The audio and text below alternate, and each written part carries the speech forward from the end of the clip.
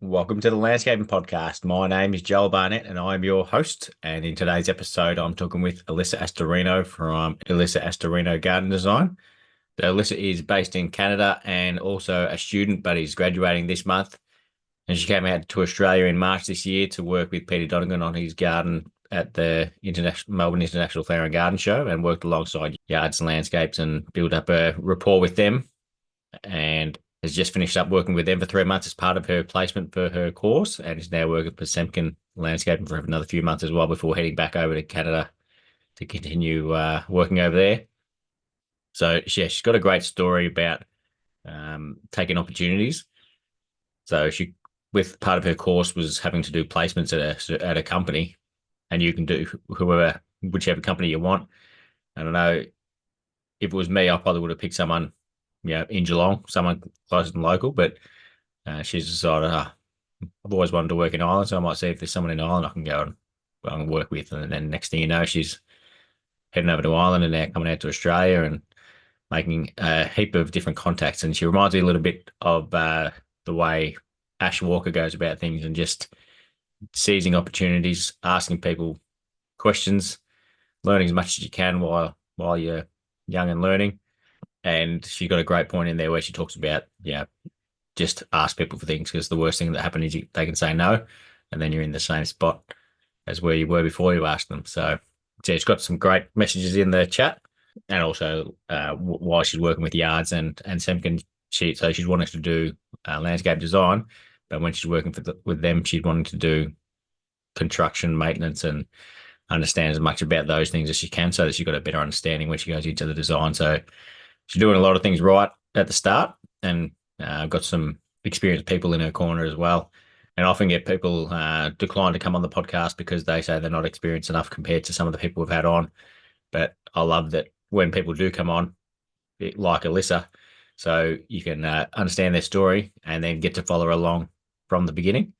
So it's going to be an exciting career to watch along. So looking forward to that, and hopefully you enjoy this chat with Elissa Astorino. Elissa, thank you for joining us on the Landscaping Podcast. My first question for you is, how did you start in the industry?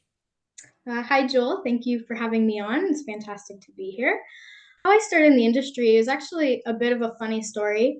So, I've always grown up with gardening. My parents and my grandparents being Italian, we've always had like vegetable garden and flower gardens. And my mom also works as a florist. And having my birthday 2 days before Christmas is always a very busy time for a florist. And she would miss a few of my birthdays because she'd always have to work. And around the age of maybe 6, I was telling her, I'm like, Mom, I hate your job. I hate flowers. I hate gardening. I hate trees. And went through a phase of I do not like plants. But eventually I kind of grew out of that phase, and I started being interested in gardening, and I joined her in the garden more. And sometimes I would work at the flower shop during the busy times of Mother's Day and even Christmas time. And I'm like, oh, okay, this is kind of nice. I could kind of do this. So when I was in high school, I had a choice to do different electives, and I saw a green industries course, and I was like, well, maybe I'll give that a shot. So I took the green industries course, which was a practical course and as well as like an in-class course. So we did some work outside, doing some landscaping, learning botanical names, as well as some in-class stuff where we would do some design, which I really enjoyed. And after doing that course, I was like, oh, this is something I could pursue. So I did a co-op with the Niagara Park School of Horticulture for a summer, just to see if it was something I really want to pursue. And again, I really enjoyed that co-op and ended up applying to the school and being accepted, which was really exciting.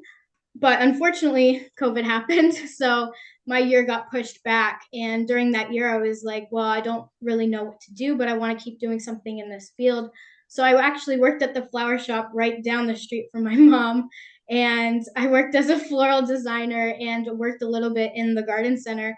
And again, I really loved the creative aspect of the floral design and just having the creativity to put together different colors and different textures. And again, it just solidified what I wanted to do was horticulture and working with plants. So my program at the school at the Niagara Park School of Horticulture is a 3-year program, and it runs all the way through summer, through the winter. It's very hands-on. You work half the time in a botanical garden, maintaining the Niagara Parks Botanic Garden, and then half the time in class, just learning about different things. And the course is very diverse. So we learn about arboriculture, we do pathology, learn about different soils. And again, I wasn't sure at the time what I wanted to do. And it was a great way to learn about what I liked the most. And as soon as I took the design course at the school, I was like, oh, this is my section. This is what I want to do for sure. And that, yeah, just the design course itself was phenomenal. I loved being able to be creative and put ideas on paper. And it was just, we did a lot of hand drafting, which I liked because I was always into art. And as a part of the third year mentorship course, we had to reach out and network with people in the industry. And that's how I actually reached out to Peter Donegan and ended up here in Australia where I am now, which has just been phenomenal. And yes, networking with different designers. And I even worked on a mosaic culture project in Atlanta, Georgia, which was phenomenal. I saw the big flower fight on Netflix, and I thought just making 3D sculptures with plants was absolutely phenomenal. So to have that experience was just fantastic. And yeah, just really solidified my passion for landscape design. So were you competing against your mum in that florist? um, no, I wouldn't say it's competing. They're pretty friendly with each other, but I would often come home and be like, hey, mom, look at this design I made and look at these arrangements. And I'd get some tips off of her, and that was really nice. And yeah, it was very friendly, thankfully. Yeah. So that's a yes. You were. So have you finished that 3 year course now, or have you had a gap to do your traveling? So part of the third year course was you have to work for a different company to do like an internship or work placement. So my final portion of the class was to do a work placement, which I actually did with Yards Landscapes in Brisbane. And I just finished that. So I'm done now, and my official graduation date is in October. So yeah, that was just a great experience. You could pick a company from anywhere, and it just really lets you see like different climates and different plants. And it was just great coming out to Australia and doing it because it's complete other side of the world, like things are completely different, and then bringing that knowledge back home is just something that I think is really valuable as well. Yep. One of my favorite things about doing this podcast is seeing the similarities in people who end up in a similar area, and hearing you talk about how you liked designing in the floristry, and like that leads to creativity, and that leads to people like designers are very creative, and then you said you liked art as well, and that's yeah. There's just some really recurring things that lead to people being good designers, and like you like the hand drawing as well. So, yeah, Yes. I love how that happens. But how did you come up with contacting Peter Donegan? I was very interested in design, and I was reaching out to just a lot of designers at the time, and I really wanted to work in Ireland. So I reached out to a designer. She was, or not a designer, an alumni of the school, and she was in Scotland, and her and I made a connection. And I was like, well, Scotland's pretty close to Ireland. Have you heard of any designers around there? And she's like, well, I've never met this guy personally, but I've heard phenomenal things about him. And she sent me his email. And I looked him up and I saw his designs. I'm like, wow, like he's done some fantastic things. And at this point, he'd already done one garden show, and I saw that design, and I was like, wow, this is fantastic. So I was like, well, I'm just gonna shoot my shot and ask if I can work with him for my internship or work placement. So I sent him an email asking for that, and I was like, oh, if he gets back to me, that's going to be so fantastic. But I was still a little bit nervous. And then yeah, he got back to me, and he was like, oh well, unfortunately I'm going to be traveling to Melbourne to do another garden show, so I don't know if the work placement's going to work and line up with the time that you're going to be coming. And I remember sitting at dinner with my parents. I'm like, well, I'm going to ask him if he can have like a Zoom meeting with me. Like, imagine how cool it would be if he would let me come to the garden show with him. And then they're like, that would be pretty amazing. I'm like, I'm gonna ask him. I'm like, the worst he's gonna say is no. So yeah, we had a Zoom meeting, and at the end of the meeting, I was like, hey, would you mind if I came with you to the garden show in Melbourne? And he was like, no, absolutely not. So yeah, that was really fantastic. I just asked, and then I asked if I can come with or visit him in Ireland, and he said yes to that too. So I actually flew to Ireland during my Christmas break, And I got there and I was basically like, teach me everything you know about design. I want to be a sponge and I want to absorb everything. And yeah, it was just a phenomenal experience. He's such a great designer and such a fantastic person as well. Just a wealth of knowledge, really. And yeah, it was fantastic working with him. And yeah, I'm so happy I reached out. And I think that's really one key thing is just if you want to reach out to somebody, just do it, because there's always like that little fear of, oh, maybe they're gonna say no, but that's the worst that's going to happen. And then you're just exactly where you started in the first place. You're not losing anything, but if you don't ask and you don't reach out, then you're not gaining anything either. So it's always good to take that chance. Yep. Could not be more in agreement with that statement if I tried. Like that's yeah. Exactly like you said, the worst thing that happens is they say no and you're exactly where you were already. So yeah, love that. And that's also the first time I've heard of anyone who had heard of Peter Donegan outside Australia. I wasn't aware of anyone else knew who he was outside of Australia, but that's good that people in Scotland know who he is. So what sort of time frame was that between finding out you were going to come to the garden show? Like when was that? And then like how far before March was that? Like how long until you came out? So I reached out to Peter back in November of 2023, and then I visit him in December, so during Christmas time, and then yeah, I flew out in March. But yeah, so it wasn't very long before I actually put everything together. And from the time I messaged him for the first time, it was only like a month in between talking for the first time and then flying to meet him. And then he introduced me to Martin Semken with Semken Landscaping, and they asked if I wanted to do my own garden, and that was just it just blew me away. And I was like, wow, just from one email that I sent, like all this has just kind of spiraled, and it was absolutely fantastic. So yeah, after I visit Peter back in December, I just spent a lot of time working on my own garden and just trying to kind of figure everything out. And obviously, never been in Australia.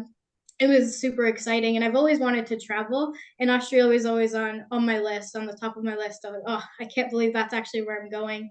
So yeah, that was just really fantastic. So it did happen very quickly. And was it with Dementia Australia that the garden that you designed was with? Yes, so I did work with Dementia Australia, and then I also yes, so I worked with them, and they were doing a memory walk-in jog, and I wanted to kind of promote that and spark a conversation because the walk was going to be after the garden show, and I thought that would be just a perfect opportunity to do that and spark conversation about such an important topic. And when I was doing research about it, because my grandmother had dementia, and I had never heard of it before, and I was wondering if it was a really common thing. And when I searched it up, I found out that 55 million people in the world have dementia, and I was like, wow, like that's a lot of people, and to not hear about it beforehand, but there's so many people who are touched by it, and I feel like it needs to be talked about more, and there needs to be a little bit more awareness for it. So I just want to create a meaningful garden. It's easy to put a garden together that looks really well and it's very pretty, but if there's a story behind it, then people kind of resonate with it more. And it just if there creates like a feeling. I read a book by Julie Meservey. It was called The Inward Garden, and she talks about creating gardens that have a feeling. And when you step in that garden, it takes you to another place. And I think that's really important when you're designing. You can have a certain style, but it's always good to if you especially if you're designing for a client to bend to what they need and their preference. And I just think it's really important to do storytelling when you're designing and just being creative that kind of way. Yeah, it's one of those things where when I'm in those types of gardens, I know it. You know when you're in an amazing garden, but I don't know exactly how to do it. But it's Yeah. one of those things when you know when you know you know. Yeah. So when you went met Peter and told him to teach you everything he knows, were there things that you had learned that you saw him putting into practice and then expanding on? So through my design course, we did online designs through like Dynascape was the program we used, and we also did hand drafting. And it was kind of interesting to see how he puts together the project, and that's something we learned is how to present to a client and how the final presentation should be. But I'd never seen an example of it before, so that was really cool to see that and see a designer's process through it, because that was my first time really ever interacting with another designer. So it was really cool to see how that works and just understanding the thought process behind design from somebody just who's incredible at it. And yeah, so that was definitely really good. And back to the garden show. So was that the border gardens you were in, or the what was the section that you were in at the garden show? Yes, it was the border gardens. Yeah. And that doesn't start on day one of the garden show. So you were helping Peter with his garden, is that right? Yes, so I was working with Peter on a moment in time and working with the Semken landscaping crew. And that was just a phenomenal experience just by itself. Like doing my garden was fantastic, but doing that garden was incredible. And just seeing the teamwork of everybody is working together and the communication is just fantastic. And it's crazy that something just gets put together that quickly. And when there's good communication and good teamwork, it's just like a well-oiled machine and everything just kind of fits together.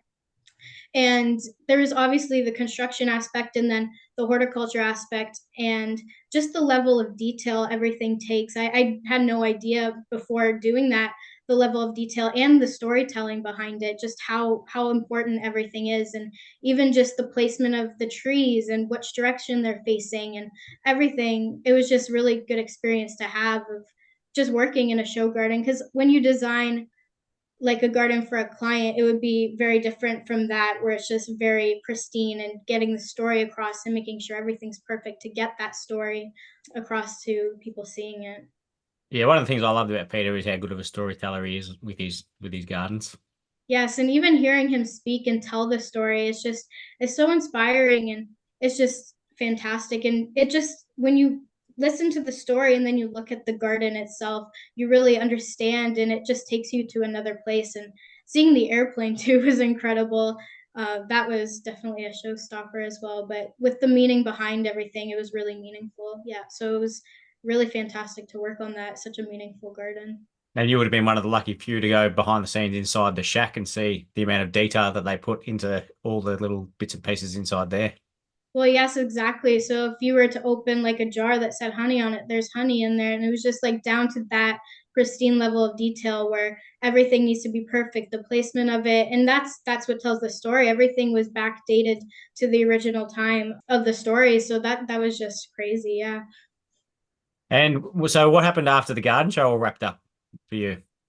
So I wasn't able to stay for the teardown. I actually had to fly back home and do my exams for school. So I flew back home, I finished up my exams, and then about a month later, I flew back to Australia to work in Brisbane. So that was a bit of a crazy time and a fast turnaround. But yeah, I wouldn't do it any other way. It was fast, but it was fantastic, and yeah, it was great. So you came back to work with Yards, who you worked on that garden with Peter. So how did you just meet them when you're working on that garden show and then started a relationship and then came back? Like how did that come about?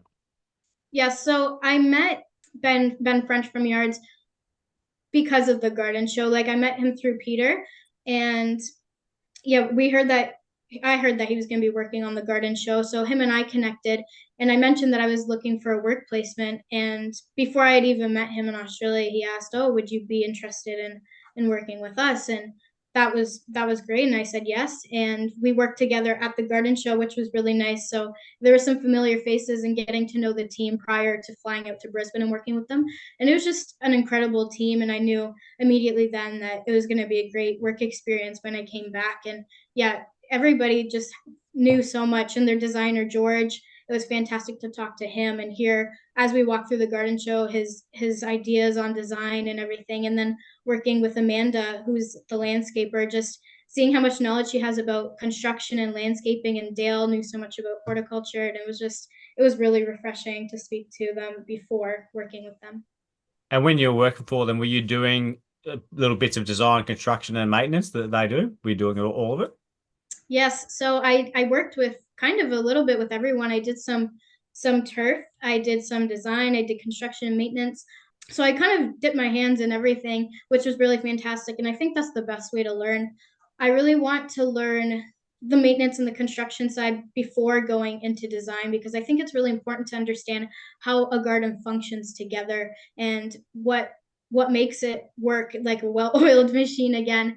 And you can make something really pretty on paper, but if it doesn't translate well in the real world and when you're putting it in, then it's just not going to work. So I think it was really good to do that. I really enjoyed the construction part, understanding how the lighting goes in and the irrigation and seeing all like the underground stuff that you wouldn't really see, but it's super important. And when you're designing, that's something you really need to consider, and drainage as well. So that was really cool. And working with the maintenance team, just learning more about plants and how they work together and what plants should be placed where. And some plants will stain the hardscape. So obviously you wouldn't want to plant it there. But if you didn't work in maintenance, you might not know that. So I think it was really valuable experience. And it was fantastic with working with such a passionate team. They just knew so much. And I must say I'm not the biggest fan of turf, but I did grow an appreciation working with Mark on the turf and practicing and seeing what there is to it. It's not just mowing the lawn. There's so much more to that. It's just a science, really. So I did grow an appreciation for that as well. No, it's an awesome idea doing all those different things because, like you say, unless you're working in maintenance, you don't understand how things work exactly together. So it's yeah, that gives you an extra insight into it. So I love that you're doing that to have a better idea when you do design. And I saw that you caught up with another guest I've had on here with Patrick from Waterscapes Australia at Lake Gula. Yes, yes, I got to meet with him. That was phenomenal. It was amazing to see the lake, especially that size.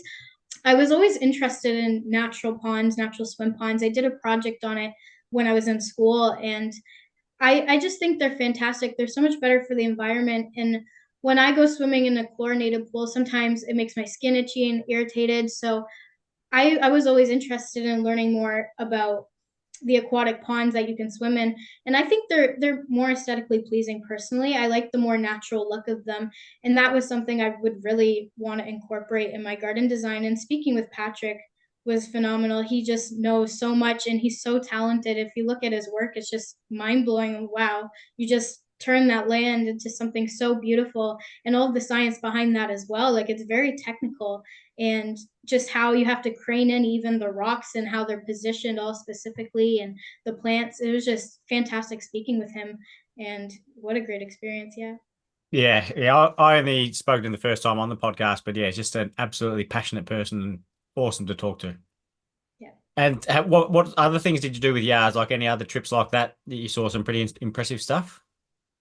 We did lots of trips. Yeah. I got to meet with Linda Brennan from Eco Botanica, and she does permaculture and edible gardens. And that is something, again, I was really interested in. And I think that was fantastic. And she does these classes on like how to make different jams and different things with edible plants, which I think is really unique. And I think that's really interesting to incorporate in garden design, because some people want to move towards more edible gardens. So I think it's important to consider that as well, just learning more about edible plants, because they can be ornamental as well. And yeah, she was phenomenal. Her energy, I absolutely loved it. What a wonderful person. And yeah, we did lots of different sightseeing and just got to experience a lot of different things. Yeah, one of the things I like that Peter does with his biodiversity is like not sort of, I don't know if she does it with her edible gardens, but not creating like an ornamental garden here and an edible section over there, but just incorporating it all into one. Does Yes, she do exactly. anything like that? Yes, she had like this maze that she had in her garden, but it was still surrounded by edible plants. And it wasn't like a traditional hedged maze. It was like a maze of rocks, and there were still like edible plants, so you could see the fruit growing, and it was just fantastic. All of it just blend together really well, and there was nothing that was like super manicured here and then really wild over here. It was just a really nice balance. Yeah. So you finished up just recently 3 months there, and then you've come down to Melbourne to work with Semken. Is that correct? Yes, yes. I want to experience, well, this climate is more similar to home, but I think experiencing the different climates would be really good, and working with different plants, as well as working with a different company.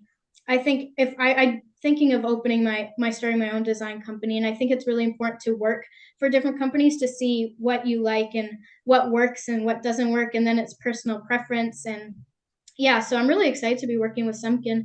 And when I worked with them in Melbourne, they were just fantastic to work with, very welcoming, very, it felt like a family when you're working with them. Just, it was a really fantastic crew. So I'm really excited to be here. And I just started recently. So it's just yeah, really exciting. Yeah. So you've worked for 2 days and you've been working at the AFL Grand Final, setting that up for the Yes, September Club. yes, we've been setting up the September Club, which was kind of like MIFGS, just the same atmosphere where you're setting up and it's just like this adrenaline rush of, oh, we got to get this all done, and then once it's all put together, it's like, wow, like we just did that in like such a fast period of time. Like it's just really fantastic how things come together so fast, and then it gets taken down very quickly, but it was really great, and then you get to meet other teams and other people and work together again. That team building there is just a great feeling. And do you know what sort of work you're going to be doing over the 3 months? Will it be like, again, a mix of the design, construction, and maintenance? Yes, I think it's going to be a little bit of everything. I'm hoping there's going to be a little bit construction and a little bit of maintenance again, just to learn more about the plants, and then again learning more about the construction aspect. But I think really anything is valuable. You can learn something from everything you do. So Yep. And what will you be doing after that? Will you be going to work for someone else or something different? I'm thinking of doing some traveling. I want to do some traveling to Thailand and Japan and learn more about the garden styles over there. And Japan has some phenomenal moss gardens, and that's something I'm really interested in.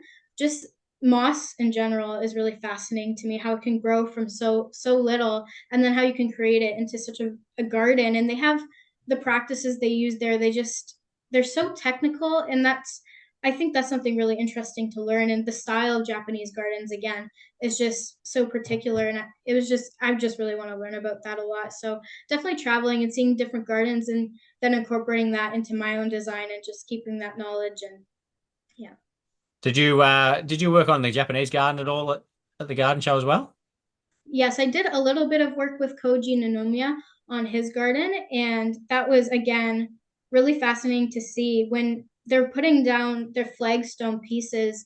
They would chip away at the corners and the edges to make it have a softer look. So each rock, there's just again that level of detail that goes into Japanese gardening. It was fantastic to see, and the different plantings, and yeah, it was a great experience working with Koji and the team. It was, yeah, I really loved it.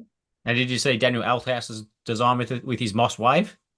That again also fascinating, and there are so many different textures from the different mosses, and even when you see like a moss wall, that's kind of what it reminded me of, and how it could be structured and formed different ways just with the metal structure. I really loved that, and the red was just striking. It just caught Mm. your attention right away and draws you to it. Yeah, that was really nice. Yeah. Yeah. So when you head back home to Canada, what are your plans then? Are you going to start your own business, or you could do more study, or? I'm thinking of working for a landscape design company. I think if I want to start my own business, I need to learn from the best again. Yeah. So, again, being a sponge and just absorbing as much as I can. And then also possibly doing some more landscaping and working for, again, maintenance or construction, because I've done some here, but back home, the climate's different. So, doing it back there as well. If I plan to build my own company there, I would need to have that base knowledge of all of that. Are there any landscape programs you're using? Like, are you still using Dynascape and practicing on that? Yes. So at school, we learned using Dynascape, and then we switched over to AutoCAD just as I was leaving. So I want to get more practice using AutoCAD, because from what I've heard, that's what's used very commonly in the industry. And also, I'm really interested in rendering and learning how to do that, because you can create such a beautiful image that looks exactly like the finished product's going to be. And it can really give clients an idea of what their garden's going to be like. And even just for the designer themselves, just to see, oh, does this look right? And just adjust it. Yeah. It's going to be fascinating when you go back and have to settle back into normal life. Yes, that's for sure. I'm thinking of doing some work in Europe, because my mom is Italian and so is my father, so I can get my citizenship for Europe. And I think it would be really cool to go back to my roots of what my family has gone through, and working in that kind of climate and learning more about the gardening style over there. So I think I want to do a little bit more traveling and working and traveling at the same time. It's a good idea to do that. Yeah, as long as you can, because then once you start your business, it's a bit not as easy to do it. Yes, exactly. Yeah. Have you got a favorite style of garden? Ooh, favorite style. I really like colorful gardens and a lot of contrasting gardens. Cottage gardens especially. I kind of like the messy feeling of them and how all of the different textures are always coming together so beautifully while also maintaining more of a wild look. And there's always in a cottage garden there's you can incorporate like different sounds when the wind blows and it's just very free feeling. Where I did prefer formal gardens at the start, but I've just really grown an appreciation for more natural gardens. Although there is an art to formal gardens, where we did some hedging at the school I was at, and it was just I really enjoyed the hedging of just starting from a really fluffy hedge, and then you trim it up, and it's just perfect, and it's just very visually appealing. But again, I think I'm leaning more towards the more natural movement. Yeah. Yeah, I'm exactly the same, but I do like trimming spheres as well, and I had no idea it was as hard as what it actually is to do properly. Yeah, it's very technical. Lots of yeah. Did you do any of that? Any like spheres or hedging with when you're at yards? Yes, we used a lot of Mariah and we would shape them into spears. And that was something I really loved. It was just, again, so satisfying just to have like a fluffy plant and then you just shape it. And again, it's more of a creative thing as well, I'd say, because you just get to work on it and just make it your own kind of. And yeah, it was just phenomenal. And we do some hedges there as well. And again, really satisfying. Has your school, have you been keeping in contact with your school to, they wanting updates on what you're up to and get any feedback on what it's like?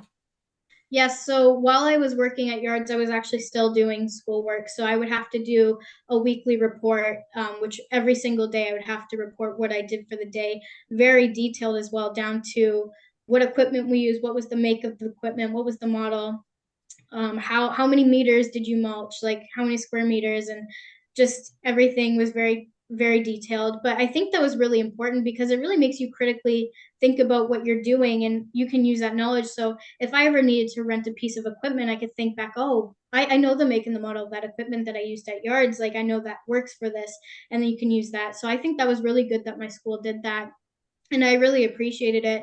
And we did a final report for the school as well.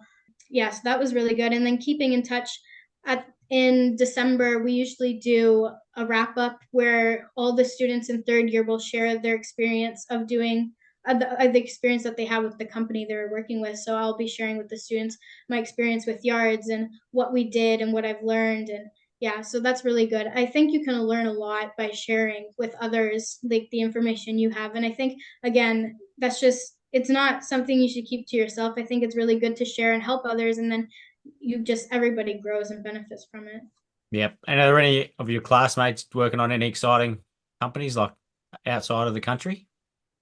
We do have a few students that are outside of the country. We have some that are in British Columbia. There are some that went to Harvard and worked at Harvard at the Arboretum there, which is really phenomenal. Some in California, some in Hawaii. There's just everybody I think has a little bit of the travel bug and Yeah. just wants to see different climates and experience different things and different plants. And I think it's a great way to learn. Yeah. Yeah. Like even like within Australia, it's fascinating to go from like Queensland to Victoria. There's just the different plants. You're gonna learn so much. Yeah, it was such a just I've only been here in Melbourne for two or working in Melbourne for 2 days, but just it's already completely different. The plants that you have in Queensland compared to the plants you have here. It's just I these plants that we have here are more similar to at home. In Queensland, it was just like completely new to me. I was like, wow. And just seeing the scale that things grow in Queensland, like at home we would grow them as house plants, you grow them inside, and then you see them growing in the wild and they're just enormous. I was like, I never knew they were capable of this. I didn't know that's the actual size, and it was just really cool to see that and how they grow naturally outside rather than contained inside in a glass house or in a pot. Yeah. I get very jealous of people in Queensland for that reason. Yeah. You can stand there watching plants grow. They grow that quick. Yeah.